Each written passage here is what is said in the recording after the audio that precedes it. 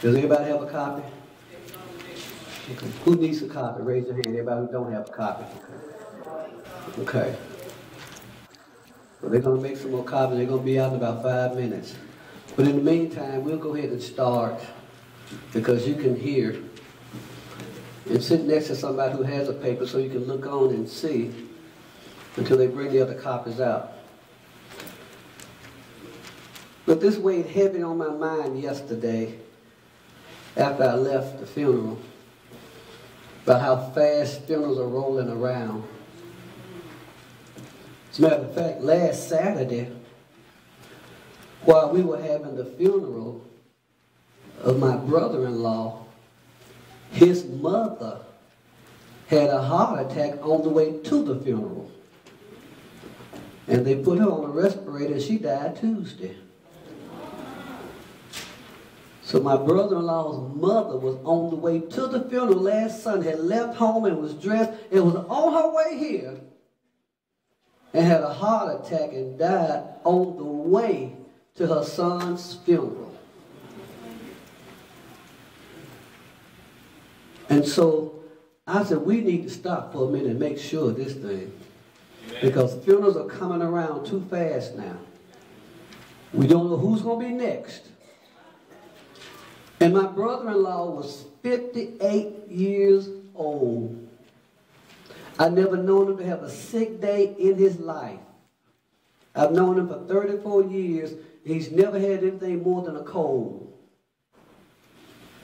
And Thursday night before last, he laid down in the bed and said he had some heartburn. And took some Pepto-Bismol. And then he got up about 2 o'clock and said he still had some heartburn and took some more Pepto-Bismol. And Cheryl said, are you okay? He said, yeah, go back to bed. I'm all right. And he took some more Pepto-Bismol and laid back down. And then when she got up that Friday morning to wake him up, he was gone.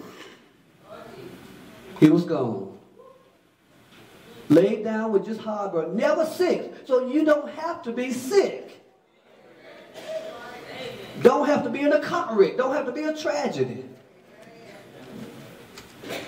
He laid down with heartburn, 58 years old, in good health, and did not get up out of the bed.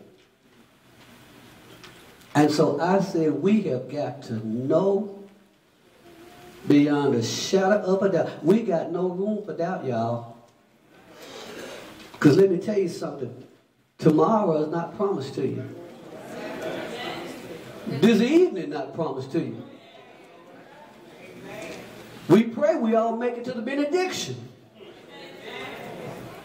Because nothing is promised to us. And so when we're faced with all of these deaths, one behind the other and the other and the other, it behooves us, whatever that means, to be sure. That's why I want to ask a question. How many folk are sure, beyond a shadow of any doubt, that if you lay down tonight and did not wake up on this side, because see, you're going to wake up on one side or the other. You're either going to wake up in hell or you're going to wake up in heaven.